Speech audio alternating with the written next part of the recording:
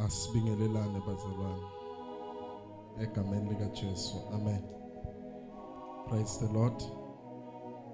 Amen. Makholo. Jesus. Akhona makholo. Oh, hallelujah. Amen. Siyabingelela bazalwane. Nceka uNkulunkulu babudlamini ephakathi kwethu.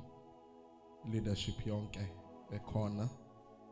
Sibingelela umama intombi insizwa abantwana abancane egameni lika Jesu. Amen bazalwane. Siyambonga uNkulunkulu osilondolozile kwaze kwaba yinamhlanje. Amen. Simbonga ngoba kuningi asenzela kona.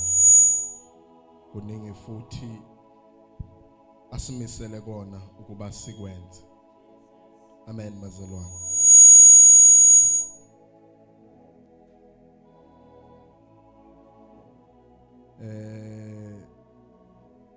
Bese siqalile ke bazalwane from last week sikhonza la. Saba nehloko engisi-introduceayo. Trying to give an understanding in the promises of God. Izethembiso zenkosi. Sibuka ukuthi izethembiso zikaNkulunkulu singena kanjani kuzo nokuthi uNkulunkulu wa prophetha ngazo. Amen bazalwane. Sizama ukuchaza ke bazalwane ukuveza ukuthi yonke into uNkulunkulu ayenzayo akayenzi ngoba eyenza manje. Usuke kuyinto ayisho uqala. Usuke kuyinto abekade eyishilo ngaphambi kokuba yenze. uNkulunkulu uNkulunkulu ngeplan, uNkulunkulu uyayilungisela into. uNkulunkulu character yakhe injalo nje. uNkulunkulu ngaphambi kokuba kube khona into uyayilungisela ukuze yonke into eyenzakalayo kube ukuthi uyakwazi ukusolve uNkulunkulu. Sonke singayibuza umbuzo ngencwadi kaGenesis chapter number 2. Sibuze nje umbuzo ukuthi uNkulunkulu wayesenzelani isihlahla sokuphila umuntu angonanga. Icharacter kaNkulunkulu uyayilungisa into ingakenzakalanga lutho. Icharacter kaNkulunkulu. Kwakungekho umuntu owonile, kwakungekho umuntu osukile kuNkulunkulu. But uNkulunkulu wabona ukuthi ukwenza umuntu kuphela angeke uze kumsize akamenzele nesihlahla sokuphila. Wayengonanga, wayengasukanga kuNkulunkulu kodwa uNkulunkulu wabona ukuthi umuntu angimlungisele. Ngimlungisele umuntu. Yingakho uma ngabe umuntu ona uNkulunkulu akakhathazekanga ngalutho. Because wayazi kahle ukuthi ikhona into ezolungisa umuntu. uNkulunkulu njalo yonke into uyayilungisela uNkulunkulu. Yingakho nokubhupha kwabantu uNkulunkulu kulungisele. Ukulahlwa kwabantu uNkulunkulu kulungisele. Ungumuntu ongenzi into angayikhulumanga. uNkulunkulu ngumuntu ongenzi into abaprofeti bake bathi uma ngabe bekhuluma ngesilungu bathi he foretell before into yenzeka. Ungumuntu okhuluma sengathi akubonakala lutho kanti kuzokwenzeka ngempela. uNkulunkulu character yakhe njalo.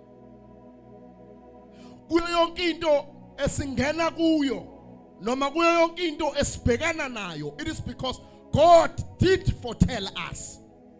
Wasichazela ngenxa yengqondo yethu sangakwazi ukubamba izinto uNkulunkulu ayishoyo.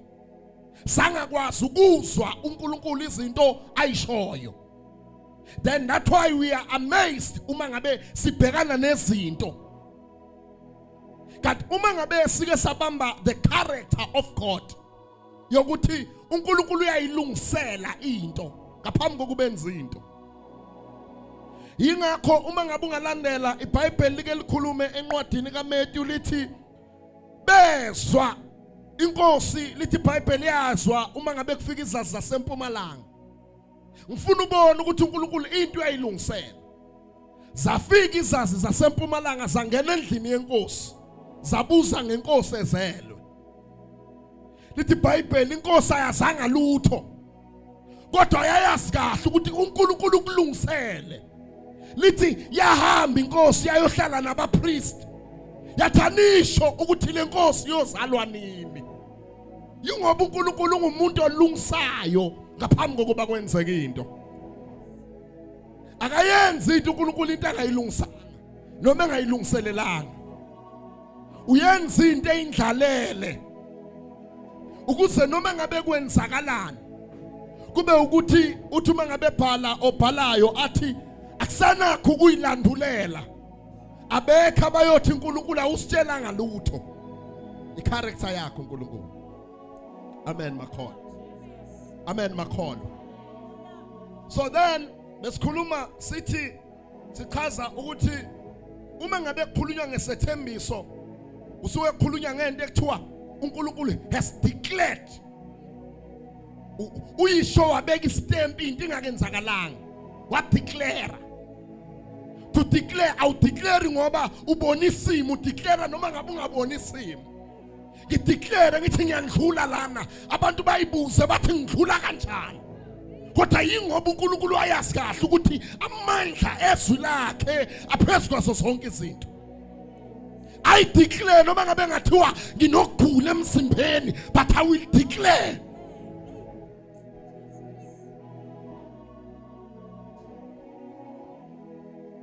So then uNkulunkulu mabe sikhuluma ngesethembiso sikhuluma ngento enjalo ke. Awu declare ngenxa yesimo. Isimo ngeke sivumele udeclare. Kona nje uzelo lenhluphekweni la. Wazalwa ekhaya linganalutho. Ucabanga ukuthi kube bekuthiwa udeclare ngesimo sakini ngabe uyini? Ngabe uyini nje sibuze. Ngoba bozothe hayi ekhaya vela kaze kwenzakala lutho nami ngizohamba kulelo bhande nami ngizofana nabo yingoba vele ukudeclare awudeclare ngoba ubona isimo.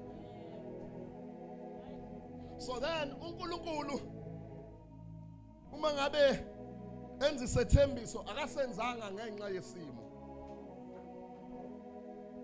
kodwa walungisela. Wenzani bazalwane? Walungisela mina nawe. Then uma ngabe kukhulunywa ngepromise noma isethembiso kukhulunywa ngento edeclareiwe, a declaration and an assurance. Assurance.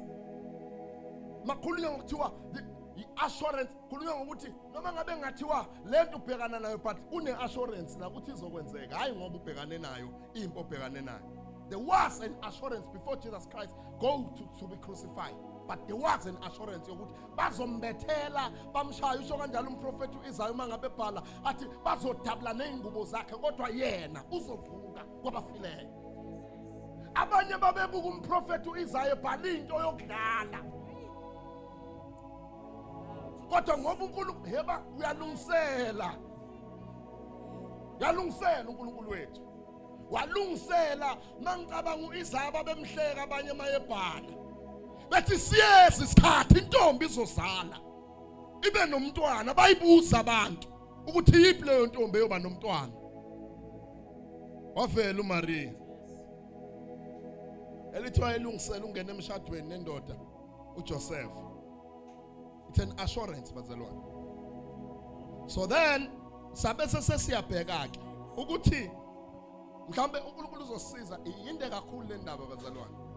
Ngoba izethembiso zihluke kabili. Khona izethembiso ekumele zenzeke emhlabeni. Bese kuba nezethembiso zekunaphakade. Khona izinto uNkulunkulu asithembisa ukuthi njengoba siphila la emhlabeni sikwazi ukufinyelela kuzo. Bese sekuba khona izethembiso zaphakade. Angithi kuyenzeka mhlambe ungafinyelele esithembisweni samanje. But kukhona isethembiso uNkulunkulu athi noma ungakafinyelelanga kuso. Kodwa lesi esaphakade akumele sikulahlekele phela.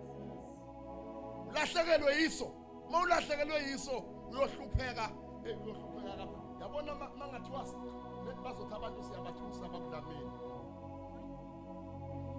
bathiwa nje ulahlekelwe isithembiso saphakade lithi iBhayibheli uyongena emlilweni oyisibabuli ungena uphuma wehla uphuma emlilweni oyisibabuli mangabe wazi isibabuli ilapho khona mangabe khulunywa ulandela lento ekuthiwa ivolcano ukunyathela kwakho khambile ushi so then lithi iBhayibheli mangabe ulifuna lithi uyobungena wehla ngokulahlekelwa ile sethembiso saphakade angithusi athi ngiyekele lapha sikhulume nganazi ezemnandi baba ngasuka abantu baphenduka namhlanje ubona ukuthi isigebengu asiye ezulwini isigebengu athi ngintshele isigebengu hayi lesesibamba abantu inkunzi lesesikholwayo mawuyisigebengu nje somzalwane hayi mina ngitshela iqiniso ngifihlela man evangelist izulu awuyi kulo uyazi ukuthi isigebengu abazalwane bayobanjwa izulu ngenxa yamanga abanye bayatshontsha abazalwane lapho phela ukutshontsha kusho ukuthi ngoba ukholwa hayi ngathi ngelinye ilanga abazalwane bangihlenga ngathi ngisho namanga ukukholwa awekho makholwa amanga ukukholwa awekho amanga ukukholwa awekho amanga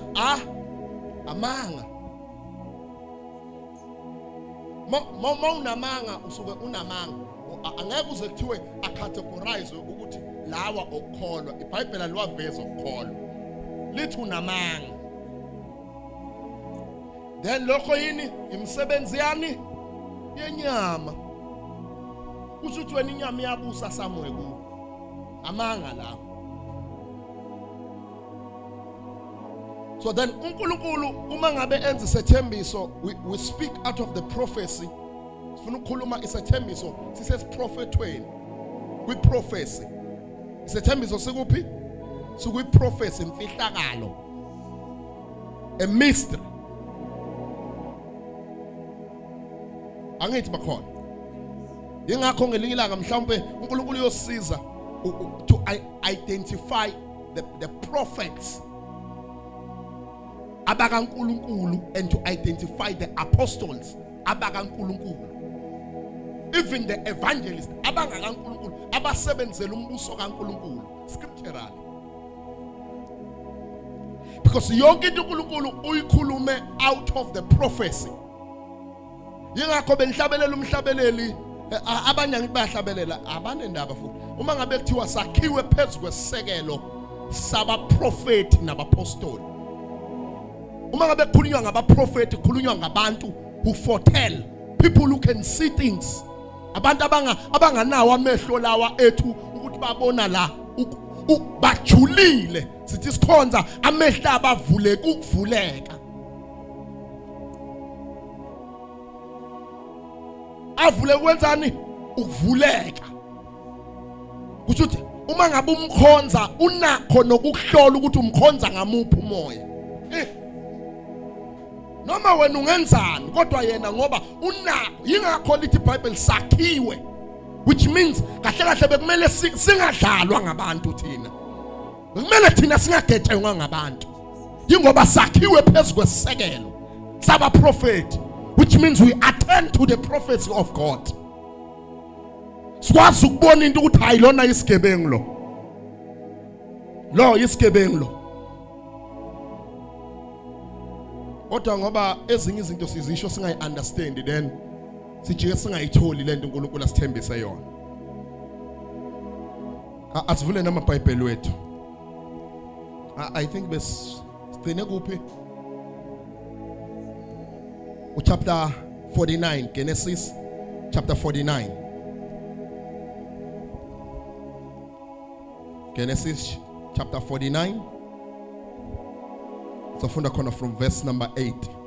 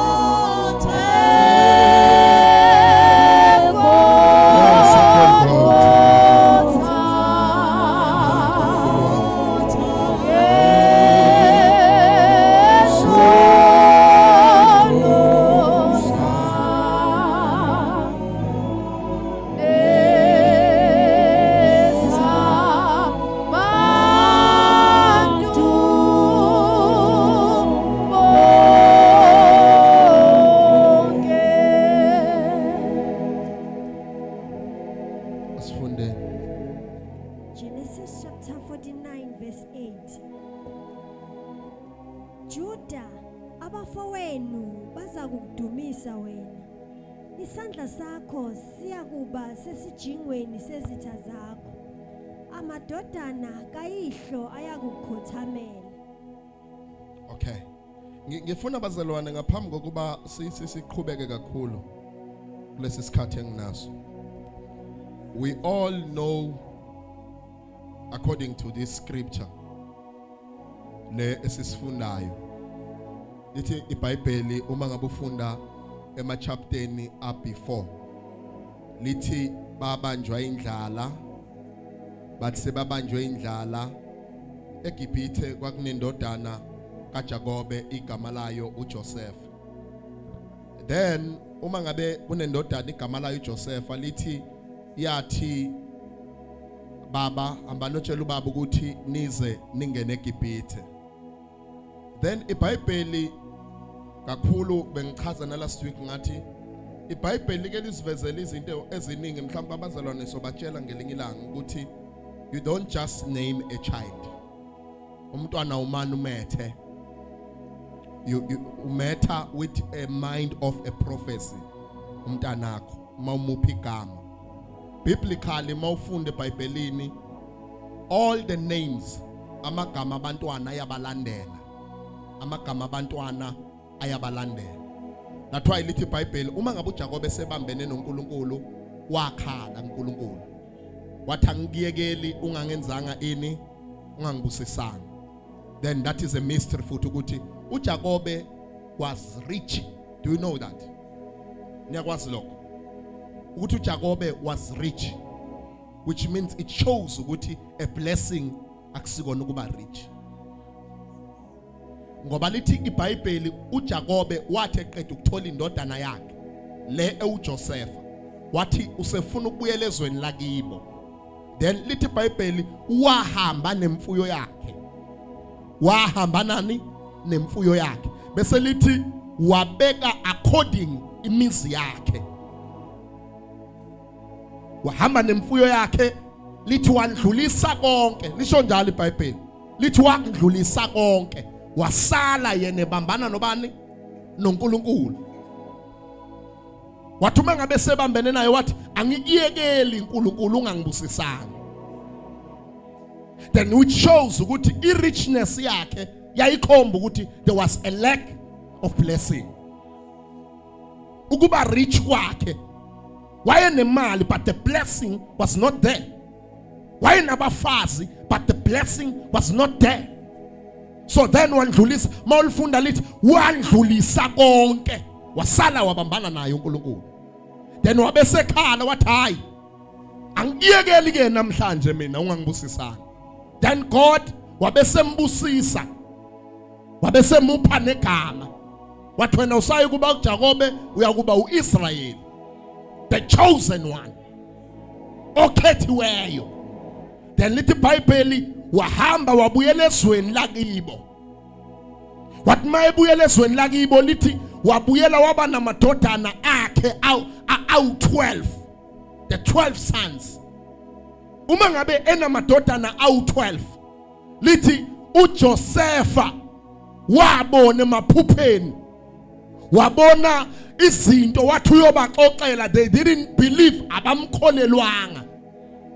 Uma ngabe bengamkholelwanga lithi wathi vela eyohlola abafowabo eqhamu lapho khona bebelusa khona, lithi bamakhela uzunge ukuba uma ngabe fika. That's why ngeke ngathi last week everyone on earth have a mission. Wonke umuntu ophilayo emhlabeni. Do you know ukuthi umuntu owenza ukuthi uIsrael ube saved, it's Ishmael owasalwa ngaphandle kwecebo likaNkulunkulu. Elithi iBhayibheli bathi bayambulala uJosepha. Bakhala uJuda wathi asingambulali. Kwavela ama-Ishmayeli amthatha uJosepha ayomfaka eGibhithe, kanti ayofaka insindiso.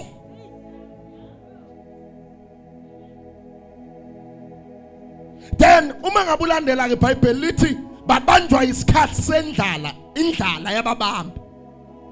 Ezweni labo kwakungamili lutho, kunganakudla. Kwabiza ukuthi bayongena eGibhithe. Ngaphambi kokuba bayongena eGibhithe, mfuna uzwe, there was a blessing upon them. Kwakunesibusiso phezu kwabo. Lithi wathatha amadodana akhe awu11 uJakobe wawabeka phambi kwakhe. Esewabekile phambi kwakhe wakhuluma koyokuqala, wakhuluma koyesibili, wakhuluma koyesithathu. Ngifuna sikhulume ngale mina namhlanje. Igama layo uJuda. Praise. Igama lakhe uma ngabe ulandela lithi umama wakhe wayekhathazekile mayemetha. Kodwa wavele wathi noma ngabe ngisesizini ngizombiza ngithi praise. Kanti uyaprofetha. Uprofethela ukuthi sibiselwe embusweni kaNkuluNkulu ngaye uJuda.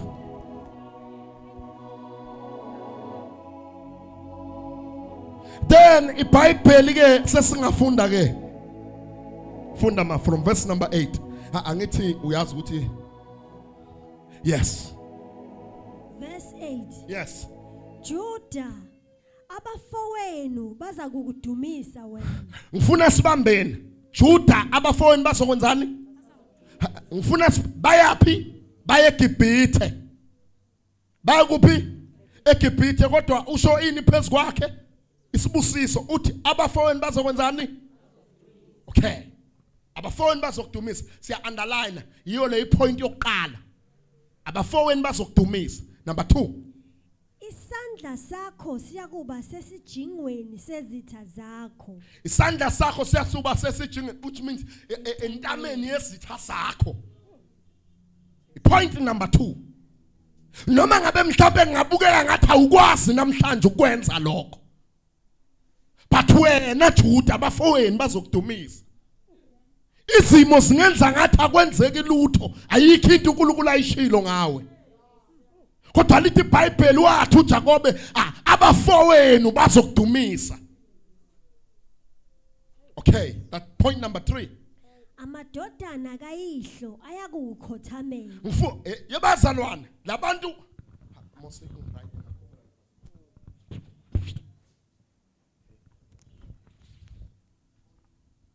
Amen. Ngifunda leyo point. Amadodana kayihlo ayakukhothamela. Amadodana kabani? Kayihla sokwenzani? They are on their way esweni engasilone labo. Baya kuphi? Esweni engasilonelani? uNkulunkulu wenze njalo ngaphambi kokuba sifike emhlabeni. Wakhuluma yonke into phezu kwempilo yethu. Ukuze masifike esweni noma izimo zingaba ngakanana ngeke sezisivimbe ukuthi sakubizelwa kuye. Elithi iBhayibheli wasikhethela kuye umhlaba ungakasekelwa. Wasibizela kuye intando yakhe umhlaba ungakaveli.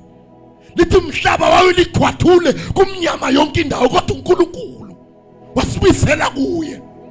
Inhlupheko zingakaveli kodwa uNkulunkulu wasibizela kuye. Ukugula kungakaveli wasibizela kuye. Wathi uma ngabe enza thina wangenzi into nje wathi angenza umuntu ngomfanekiso wami. In every situation esibhekana nayo asinendaba nayo, sibheke kuye umqalisi nomphelelisi owayekhona umhlaba ungakasekelwa. Owasenza ebazalwane asenziwanga nje thina. Sifana noNkulunkulu thina. Asifani nezimo esibhekane nazo. Kodwa sinyathela kuso. Sihamba phezu kwazo. Ngavumela ukufana nesimo okuso. Fana noNkulunkulu. Athoma uma ngabe ehlabela ziyondlula into zomhlaba. Kodwa yena umile njalo kuse kube kunaphakade.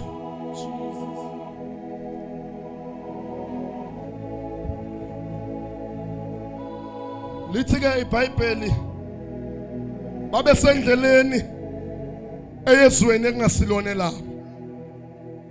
Wakhuluma lamazwi uJakobe phezu kwendodana yakhe uJuda. Khuluma lamazwi. Wakhuluma lamazwi eyongena ezweni engasilone lakhe. Wabona ukuthi mangakhuluma ezweni engasilone lapho angeke uze kwenzeke. Rather let me prophesy now phezu kwempilo yakhe.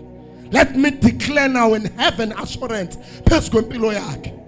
Ucabanga ukuthi wena isimo sivumela ukuthi uyombona uNkulunkulu kuba uNkulunkulu uzisho manje lezinto. Ayikho into bengakuvumela. Kodwa uNkulunkulu wadeclare ungabhekananga nesimo esodwa. Wadeclare wathi mangenza umuntu ngumenza afane nami. Yonke into yavela, inkinga esibhekane nazo zavela after uNkulunkulu eseqedile ngathi. Wasenza safana naye usho njalo kuGenesis chapter number 1. Uthi asenze umuntu ngomfanekiso wethu. Afane nathi asifuze. Hayi mina nginendaba inkinga ngengiyibheke nje. Ngiyibheke mina inkinga ngiyibheke ngizwe ukuthi inyama iyazwela kodwa ngibe nginakhe enhlizweni yami. Ngilwela ukuthi umthombo ongaphakathi awungavaleki. Umthombo ongaphakathi awungavalwa inhlabathi. Kodwa awugobhoze base bayibuza abantu ukuthi wena kwaba mnandi nje empilweni yakho umhlaba wonakele kangaka. Sho njalo uJesu uthi uyosondela kimi acele kimi lawo manzi akayokuphinda ome. Kuyogobhoza phezu kwakhe kuyophuma imithombo, hayi umthombo, imithombo iyovela.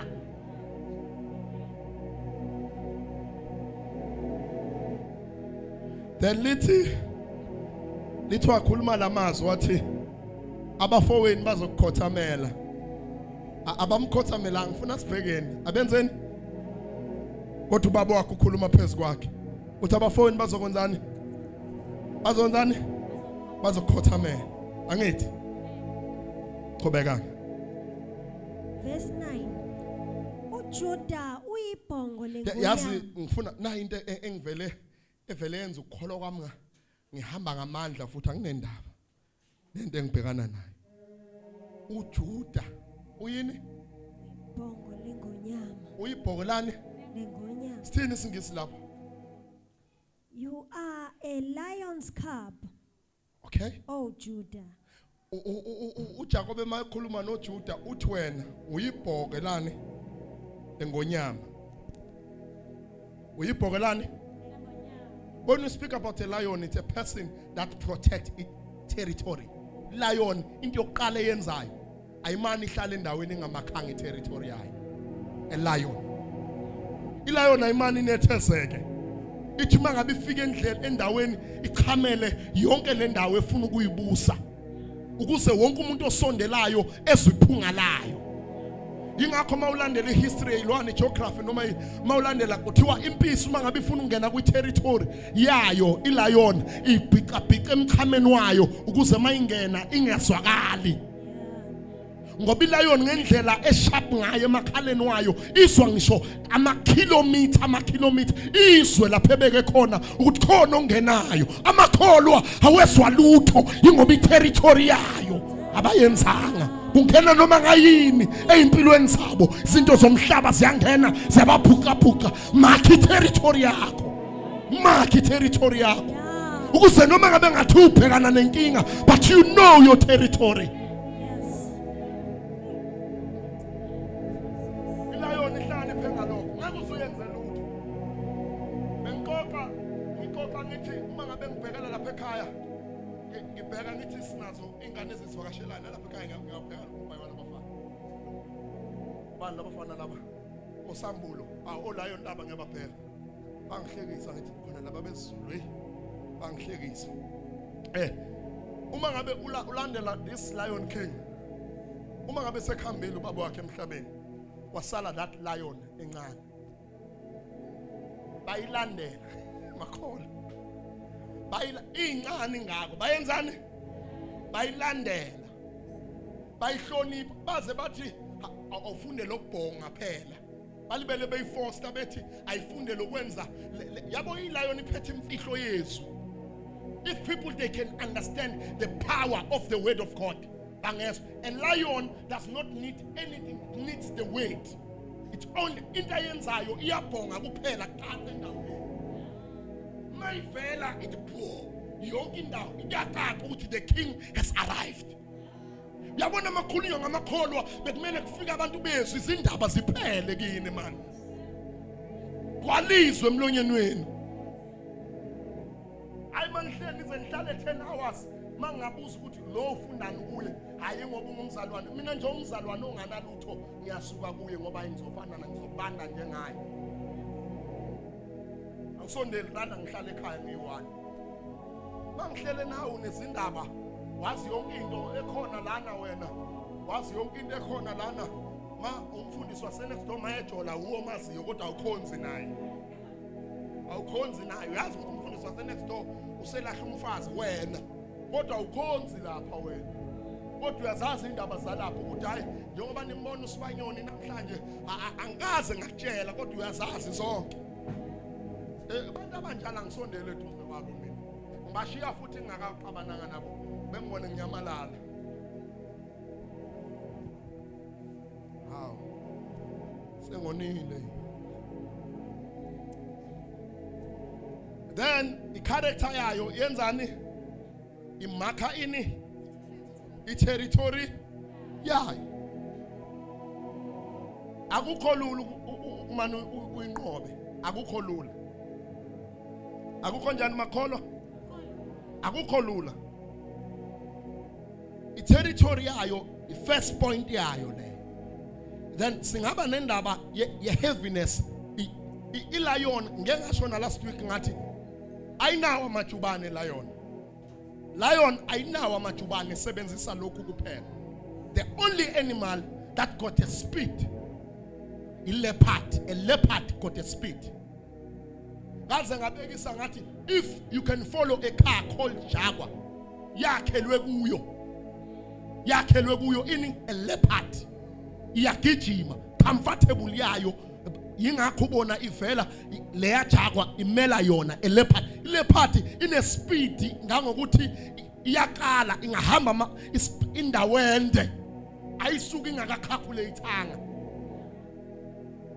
yebo iyakwazi ukuthi uma ngabe icalculator yazi ukuthi mangisuka la angiyazi ukuhlakanipha kwayo mayilandela iyazi ukuthi wena ayiyi lapha ishona straight iyazi ukuthi wena uzophelela lapha iya lapho khona wena uzophelela khona ikubambe khona ayiyi lapho osuka khona a leopard makhulunywa ngelion into inamandla makhulunywa ngamandla ayo yabona basikasa abantu abaweya 250 kilograms a lion amandla ayo umzimba wayo ngendlela enamandla ngayo kusho ukuthi yabona mayikubambile wena mhlawumbe o100 o60 o70 obani yabo uthi iqedile ngawo ngeke uzuphunyuke and ayiyi kwi-territory engasiyona yayo yabona a lion ikulinda uze kwi-territory yayo wangena ku-territory yayo izokusebenza kahle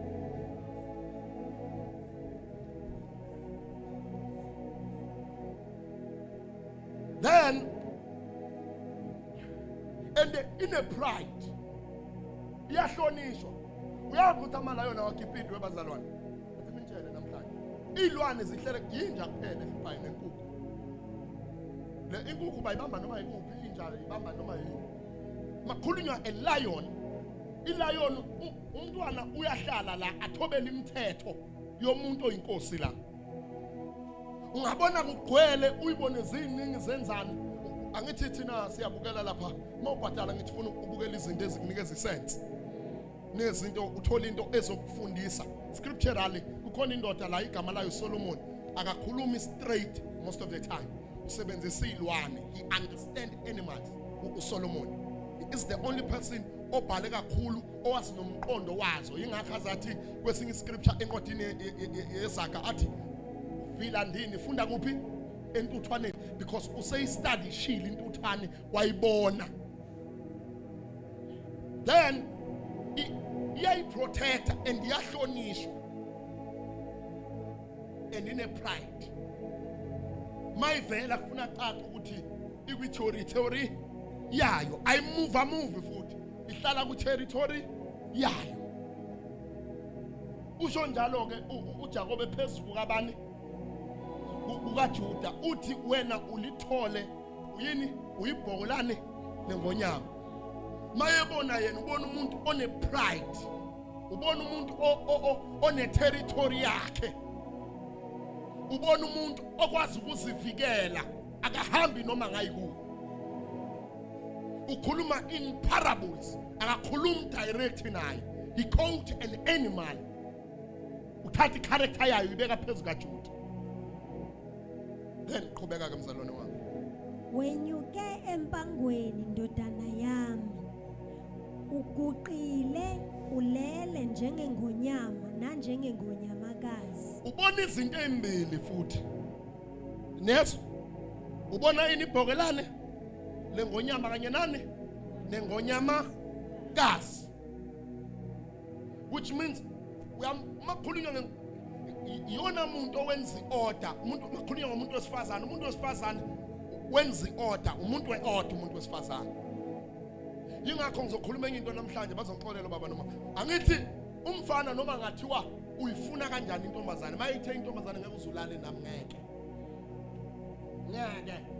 Noma ngathi uyincenga wenzani mayithi cha, ithi cha. Kodwa uma yingakho kuthiwa uma ngabe ufuna incwadi yesakha ithi ungathathi ubeke esifubeni amalahle. Angithi umuntu wesifazane noma ningahlale ningajoli maye kufuna kahle mawubhayiza angakulala wena. Umuntu wesifazane maye kufuna angashe ungangishelanga angavela dile ngawe wena. Ngeke ngitshele insizwa ngithi mina umuntu wesifazane ngiyamazi. Uthi umuntu wesifazane amandla I studied the Bible mina. Umuntu wesifazane unamandla.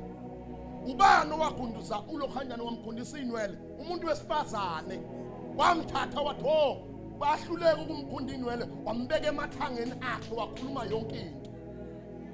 Manje abafana bamanje balandelana namantombazane bathatha ugqoko bathatha yonke into noma ekhuluma uyabona ukuthi hayena unaso isiphiwo kodwa ugqoba nisekho la. Umuntu wesifazane ungekadlali umuntu wesifazane akadlali in ministry yokushumayela in 10 years time. Ngiyazi ukuthi khona abantu besifazane othola ukuthi banemali abakwenza yonke into. Onemali avela akushele futhi angadlala asho straight. Ya angadlali futhi athi kahle kahle ngimisele ngawo. Ngimisele ngawo akutshele straight. Ya athi hayi nginankinga noma ngashumayela kodwa mina athi ungitshele. Dwele ngawo.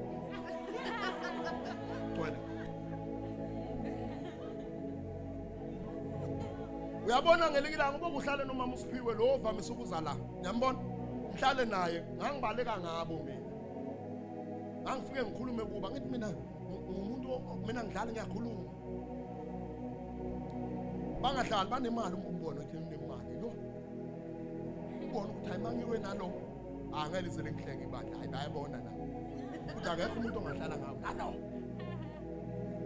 Kanti uyothatha yonke into le uNkulunkulu ayibekekile. Ingakho ngidlalela kude. Ngeke uzungihage mina. Noma ungeza ngehlombe lakho ngibuka le. Character yami. Akekho uthi mayetheni ngishona le. Ngiprotecta mina bafowethu. Khuluma ngami. Omunye angakwenza lokho mina. Ngoba khona ungishela noma sengishadile angishele ngibona ukuthi hayi yabona lona inkinga lena. So uyabona uma ngabe khuluma uJakobe uthi ubona itho akaboni a lion only ubona kanye ne lioness yakhona. Uthi uyabona ukuthi le territory protected inamandla. I territory lena ye lion ibonakala nge lioness. Ngoba yona iumuntu ophandayo uma ngabe ulandela i-character yayo. Iyona ezingelayo la kule territory. Mayibuye ibuye nokudla ikubeke la. Kudliwe ekhaya. Khuluma nge-character ye-lioness. Nina naba nezimali anibanaka abazali benu. Naba nezimali.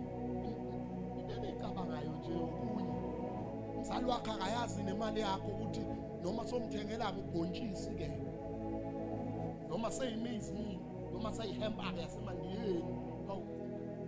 Leno ithola ngabothiwa waba nemali ucabanga wena uzenza ube muhle uyipende umzali wakho lona owadela ukuphila kwakhe wadeleleke endaweni mangabe ekuthole engashadile kodwa wakwazi ukugcina wena. So then ubona leyo. This is a prophecy from God. Ekhuluma ngoJuda engakabanga inkosi. Khona leki verse esolifunda bese siyaqeda. Qhubeka kamzalwane wami. Ngubani oyakumvusa na? Intonga yobukhosi ayikusuka kuJuda. Intonga yani yobukhosi ayikusuka kubani bazalwane? Noma ngabe kwenzakalani. Yabona makuthiwa intonga yobukhosi ayikusuka. Makuthiwa into ngeke zisuke kuwe. Usuke kukhomba ukuthi noma ungabhekana nezimo ezingakanani. Lento edeclare phezulu kwempilo yakho. Unikezwe an assurance kuyo. Unikezwe what? An assurance. Intonga yobukhosi ayikusuka Juda njengoba siyongena eGibhithe noma ningafike nisetshenziswe eGibhithe beninikeza imisebenzi bemningi befike benibazisa amatshe befike benigqilaze kodwa wena intonga yobukhosi ayiyukuvinjwa yilezo zinto. We all know ukuthi mabengena eGibhithe bagqilaswa bahlukunyezwa kodwa wayekhulumile uJakobe wathi wena intonga yobukhosi ayiyukusuka kuwe. Noma banganithatha benishaye benenzeni kodwa wena Juda wena intonga yobukhosi yohlala phezulu kwempilo yakho. Qhubeka mzalwane wami. Nozime lokubusa phakathi kwezinyawo zakhe aze afike yena olufanele lona. Ufuna underline highlight the prophecy ibukeka idirect le kodwa mayifika la kule statement ikhomba into engaphambili. Lithi intonga yakho yobukhosi ayikusuka esandleni sakho aze asibambeni aze enzeni afike obizelwe yona. Ebasalwana hayi manje noma ngabe ngathiwani kodwa yona intonga yobukhosi ase obizelwe yona aze enzeni afike.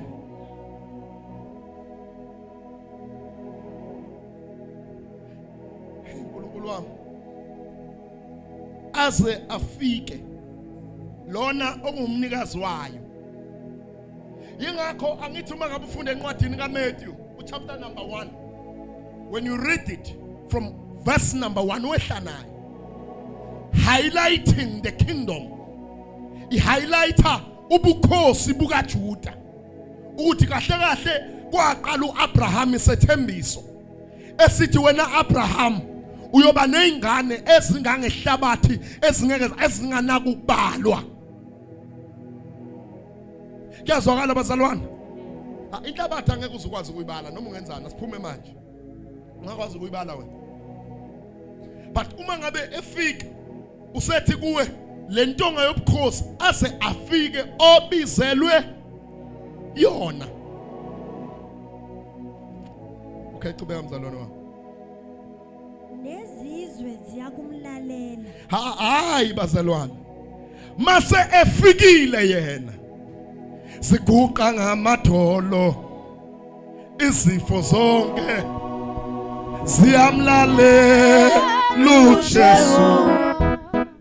Siguqa ngamadolo izifo zonke ziyamlalela uJesu. ase afike yena obizelwe kuyo umnikazi wayo ase afike.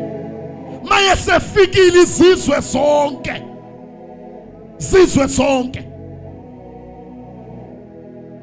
umZulu umSwati umShangano ngumXhosa ase afike obizelwe yona. Maye sefikile izizwe zonke ziyothobela ubukhosi bakhe. Sizwe zonke siyokumlalela. Hey uNkulunkulu wami limnandi iBhayibheli bazalwane. Yonke into esiyikhulumayo it was foretell ayiqalanga manje. Yakhulunywa ngaphambili yadeclare singakafikanga. Aze afike funa mzalwane wami. Noma ngaphinda lapho futhi. Sesiyaqeda makho. Okay, ngiqale ku verse 10. Yeah. Intonga yobukhosi ayikusuka kuJuda. Yes. Nozime lokubusa phakathi kwezinyawo zakhe. Yeah. Aze afike yena olufanele lona. Nezizwe zonke ziyakumlalela. Aze afike yena olumfanele yena. Nezizwe zonke zokwenzani? Nezizwe zonke zokwenzani bazalwane? Zonke izizwe ngithi all nations. Ziyokwenzani? Ziyomlalela.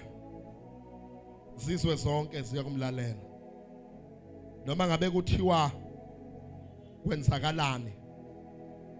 But izizwe zonke ziyothobela yena. Noma ngabe bekuthiwa makukhulunywa azifuna ukulalela. But yena mangabe sefikile lona elimfanele yena ziyokumlalela. Uma ngabe esefikile yena imvelo yonke iyokumthobela. Uma ngabe sefikile yena ngisho nokuthiwa akumlaleli kodwa ngalelo langa kuyolalela. Uthuma ngabe ekhuluma obhalayo athi ilimi zonke ziyovuma. Ilimi zonke ziyolalela ukusho kwakhe. Ngoba yena ufanelwe. Ngisho noma ngabe ngabanzima kangakanani. But yena noma ngabe sefikile yonke imvelo ngisho nenyama bazalwane iyolalela yena. Ngisho noma ngabe ngathiwa ubhlungu obhekane nabo bukangakanani but yonke into uma ngabe sefikile yena iyokumlalela. Yolalelwa nayinto ebekuthiwa isihleli iminyaka. Lithi iBhayibheli uJesu ake wafika endaweni yasemathuneni eqeda ukusho kubafundi bakhe wathi asiweleleni ngaphesheya. Lithi uma ngabulandela lithi kwakhona indoda eyayisehleli iminyaka ngasemathuneni bayifasa iwaqashula amaketango kodwa izifo zonke ziyamlalela. Yonke into iyamlalela. Lithi iBhayibheli wathi uJesu enyathela amadimoni agijima yakuye athi sikwenzeni indodana kaNkulunkulu. Ingoba yonke into ekhona emhlabeni yokumlalela. Noma ngabe ngathiwa bese sekunogula okuhleli lithi iBhayibheli kwakhona owesifazane owayesezame yonke into. Esekuzamile konke lithi waba nento ayishoyo enhlizweni yakhe. Wathi mangathinta umphetho wengubo yakhe. Mangafika emphethweni wengubo yakhe kukhona okuzokwenzeka. Lithi wafike wambamba uJesu wezwa amandla phuma. Izifo zonke nemvelo yonke yokumlalela nezilimi zonke uma ngabe sefikile yena ofanelwe yiso isihlalo sobukhosi. Uma ngabe nesefikile nezinto ebekade kuthiwa zikwenzeka kodwa yena uma ngabe sefikile kuyothoba yonke into ekhona emhlabeni. Kuyothoba nento ekuthiwa ibingeke sithobe but uma ngabe sekhona yena. Mangabe sekhona yena. Uma ngabe sekhona yena. Uma ngabe sekhona yena nezinhlungu ziyaphela. Uma ngabe sekhona yena. Uthi uma ngabe obhalayo encwadini yabaprofeti athi sizalela umntwana saphiwe indodana igama lakhe kakuba inkosi yokuthula kuba yena uNkulunkulu ongunaphakade. Mabe sefikile yena ofanelwe yilobu bukhosi. Uma ngabe sefikile yena kuba nenduduzo epheleleyo. Kuba nokuthula opheleleyo. Uma ngabe sefikile yena. Uma ngabe sefikile yena. Hayi basalwane. Uthi uma ngabe ohlabelelayo hathi ayibalwe iminyaka. Awuneyinhlupheka ibalwa. Uma ngabe sefikile yena uyathulisa imimoya, uyathulisa isifo, uyathulisa yena. Uma ngabe sefikile yena. Hamba buza abapostoli elithi babe semkhunjini safika isivunguvungu lithi bambiza bathulele kanjani amanzi angena emkhunjini lithi waphuma wathi makuthule. Bayibuza umbuzo bathi onjani lona olalelwa imvelo kanti bakhohliwe ukuthi kwaprofeta ukuthi konke uma ngabe sefikile yena kuyomlalela, uma ngabe sefikile yena kuyothoba, kuyothoba nento ebekade uyitshela ukuthi angeke izithobe, kuyothoba nento ekade mhlawumbe bowuyizwa ukuthi iyahlukumeza emzimbeni wakho, kodwa yena ufanele ubukhosi. Uma ngabe sefikile yena yonke into yomlalela.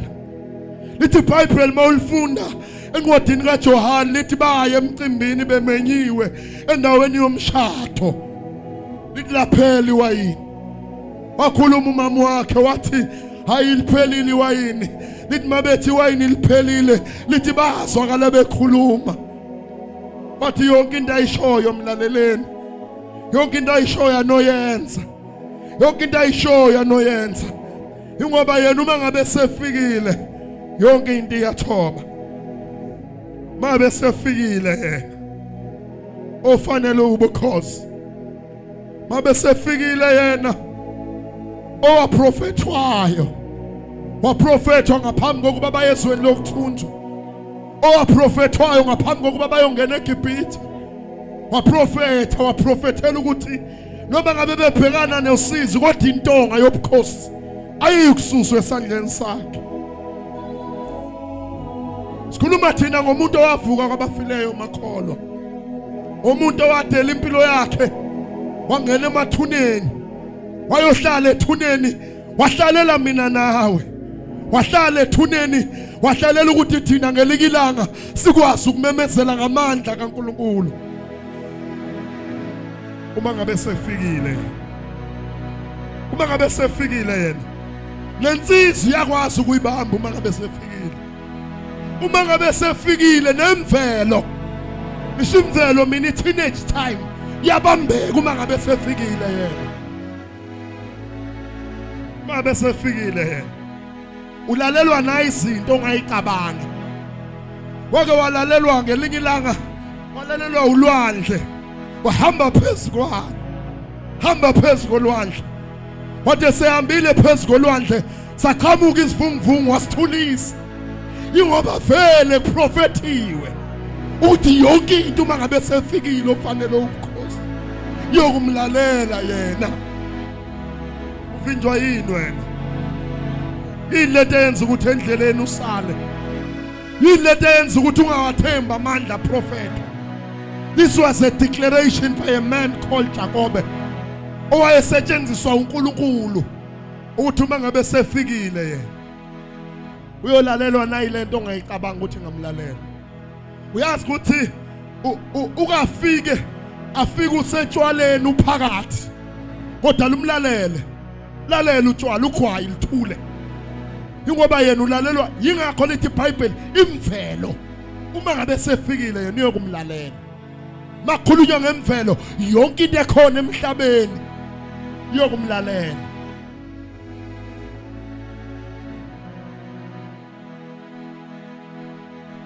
Yokumlalela, yomlalela uzwa ukuthi kunzima kodwa imlalele leyo nto.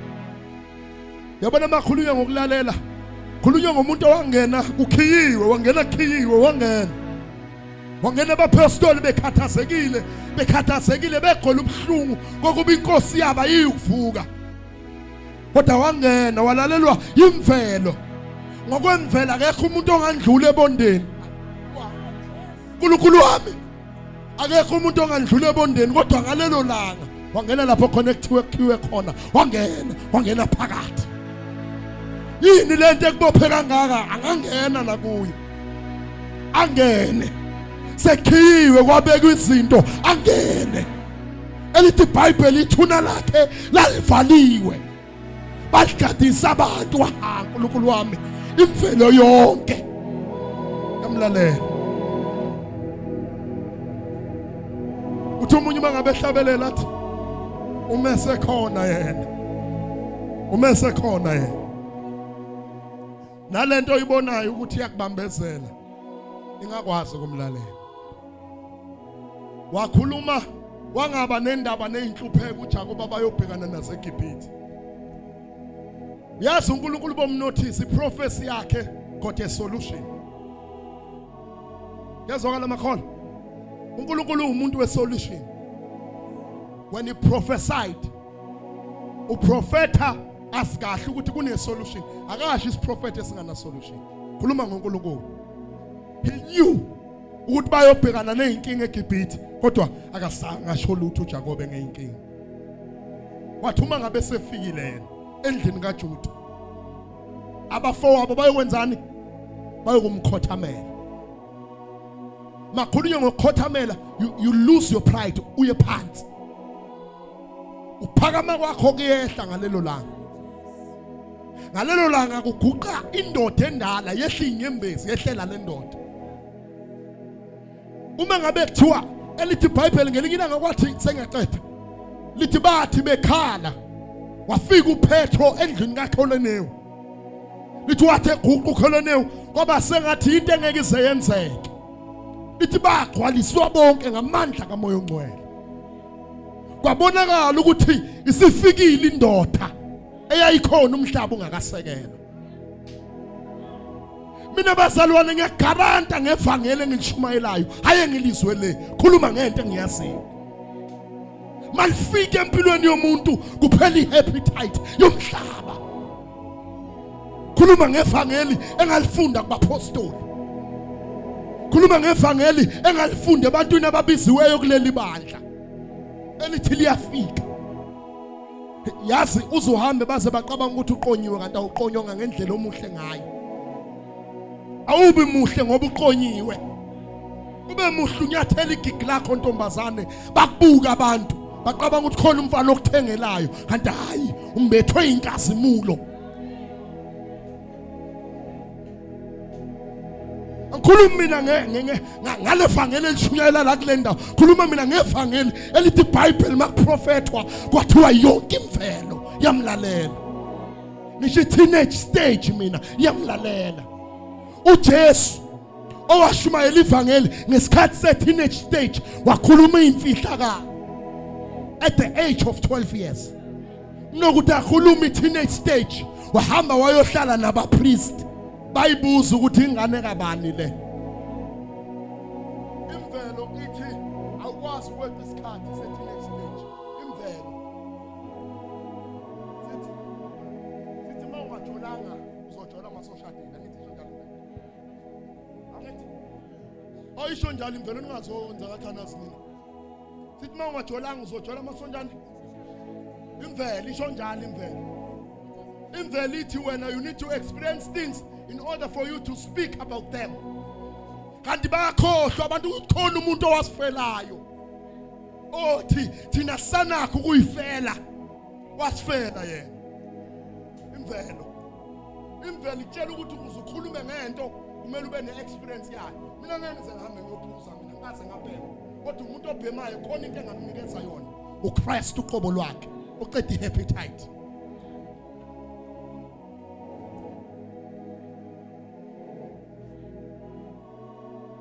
Uma ngabe sefikile ngabe senzeni esefikile yena unikeza umqondo wabantu abadala. Uma ngabe sefikile base bakubuza yazi umahlalo wakhakini thiwe khona ingane eshodayo ayizizwe solve ibingashadile inganalutho kodwa there is a word of wisdom engqondweni yayo.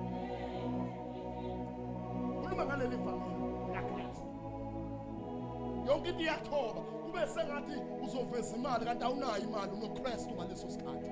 Bathi konje ucabanga ukuthi soyisebenzisa njani le bese uyakhuluma ukuthi hayi bafowethu akusolveke kanje. Kube sengathi khuluma umuntu oyimillionaire kanti bayazi ukuthi you are full of the blessing of God, you are full of the protection of God. Ngoba mawubeka yena kuqala usuke wenzela ukuthi abantu abakade becutha ngekho abe khona. Ngoba kuthiwa ngiyashumayela nje kakhulu bengizothi ubani osafuna uku-experience amandla prophet wayo. Bani osafuna uprofetha osafuna ukwa experience elithi uma ngabe likhuluma iBhayibheli lithi abadala nabancane.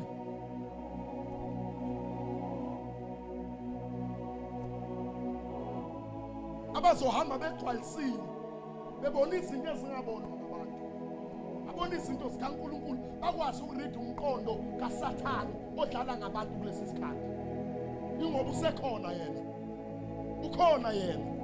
Yingakho mawufunda iBhayibheli encwadini kaJohane chapter number 19 ufunda khona from verse number 19 elithi iBhayibheli bathi bembethela uJesu bakhuluma into abangayazi yazi bathi mabembethela lithi iBhayibheli inkosi yathatha ibhodi enkulu yabhala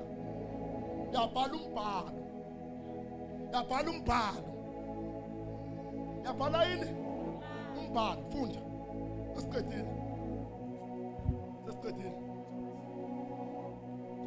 John chapter number 19 verse number 19 sesiyakhuleka sesiqedile nathi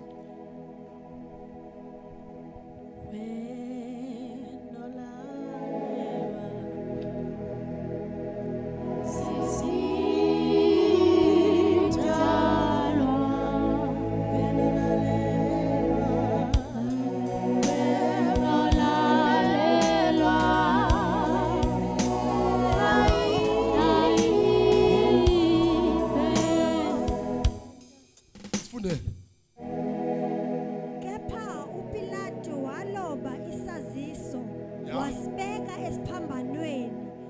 Kwakulotshiwe ukuthi ufuna sizweni makholwa uJesu wenzani makholwa wabhala ini isaziso isaziso wabhala wenzani isaziso wasithatha wayosibeka kuphi esiphambanweni.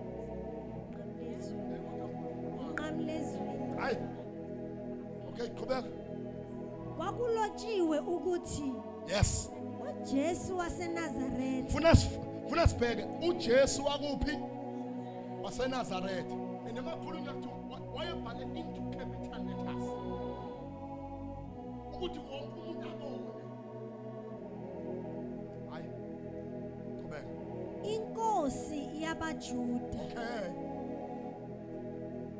wabhala wathi uJesu wakuphi waseNazaretha inkosi yani yabaJuda. inkosi yaba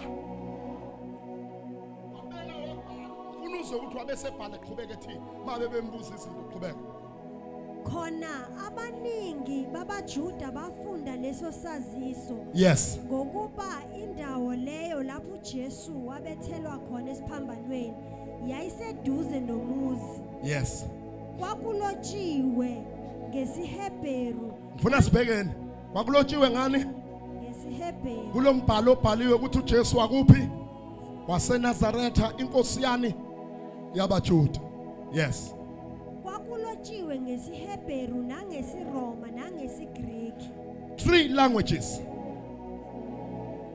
lama language awu3 abhalelwa from esizweni ebekade zazisabalala the nation of Israelites babe sabalala angithi uma ngabulandela I think mawulandela history there is this Latin people they are different some of them they are in Colombia some of them they are in Brazil Latin people angithi basalwana so then kwabhalwa in 3 languages anicabanga umbhalo wawungakanani in 3 languages kusho ukuthi wonke umuntu needed to understand ukuthi ubani obethelwe la bakhohlwa ukuthi umbhalo ushilo wathi wena Juda isihlangu sobukhosi asiyikususa kuwe iphutha balenza ukuthi bamvumela bethelwe bese bebhala umbhalo oyisiprofeti othi inkosi yani yabaJuda.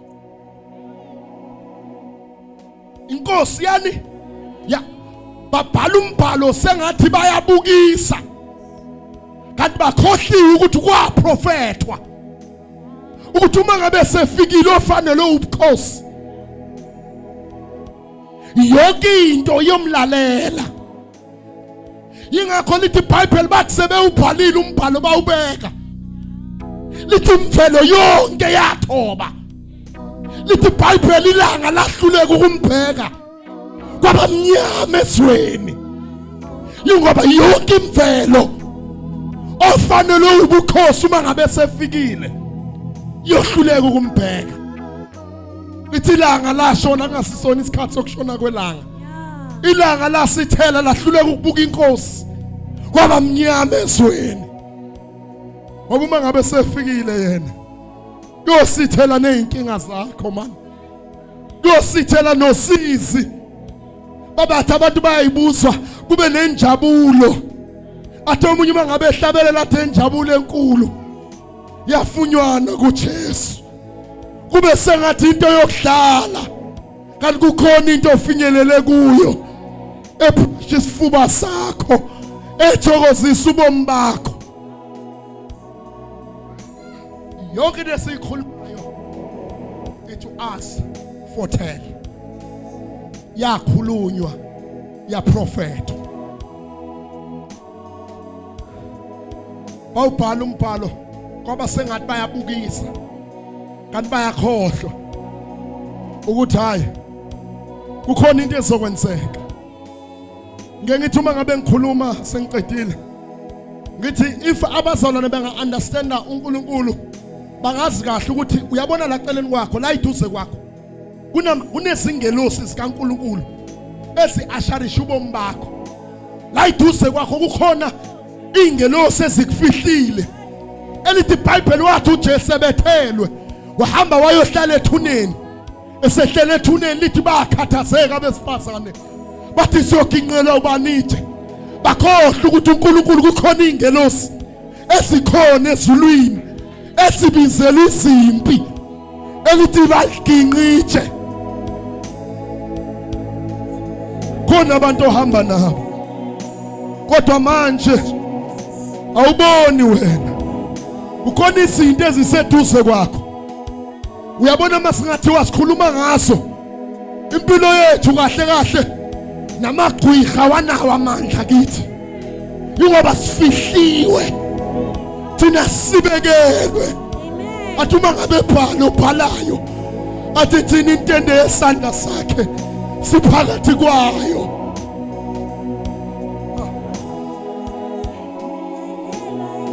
Kumele sihambe ngesibindi makholo, sihambe ngesibindi hayi ngoba sinemali, sihambe ngesibindi ngoba sinoNkulunkulu ezintweni zethu, sihambe ngesibindi ngoba siyamuzwa uyifihlile yethu impilo. Yabona imandate yengelosi hamba uyibuza kuDaniel elithi wakhuleka, wathi uma ngabe ekhuleka lithi umthandazo wakhe wabanjwa emkhathini. uNkulunkulu wathumela ingelosi yempi yayokhulula umthandazo wakhe. Masinga understand ukuthi mina ngihamba la emgwaqweni bazalwane ukhona abantu engihamba nabo. Mina ngisho igazi lami noma ngathiwa liyachitheka amadimoni ngeke azakwazi ukulisebenzisa igazi lami ngoba uJesu impilo yami uyisibekele. Ungasali empilweni yakho, ungahambi kanti awusekho kuye, ungahambi empilweni yakho kanti ayikho into oyizwayo, ungahambe bomini bakho kanti amandla avusa uJesu kwabafileyo awasekho phezu kobomi bakho. Ungahambi ngoba impilo yakho yoshabalala impilo yakho. Abantu bakubuza ukuthi ngoba wathi uyakholwa kanti wena ukholwa kuphi ukukholwa? Ngoba sisezweni nawe usezweni. Uma ngabe sefikile asumeni simeni ngenyawo thina sonke, simeni ngenyawo thina sonke. Kube bekuthiwa ngiyazenzela, uyabona wena olahlekelwe ithemba. Lana sikhuluma ngomuntu owaprofetha ukuthi intonga yobukhosi yohlala kuye hayi ngoba sihlupheka, hayi ngoba sisebenza kahle, hayi ngoba sinezinto ezinhle, kodwa ingoba wanikezwa yona intonga yobukhosi. Wanikezwa yona ngaphambi kokuba ngene eGibhithe, wanikezwa yona ngaphambi kokuba bayohlala ezweni lokuthunjwa, wanikezwa yona ngaphambi kokuba bayohlala ezweni lapho khona bebegqilazwa khona. Sivale amehlo thina sonke, amehlo akho khona ufuna ngikhuleke naye. Take a step, come in front. Ukhona ofisa ngikhuleke naye.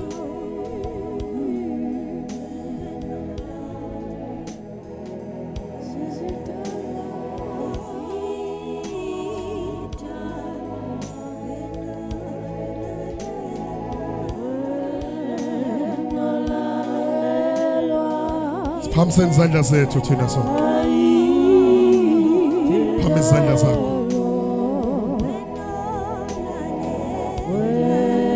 Phamisa izandla zakho.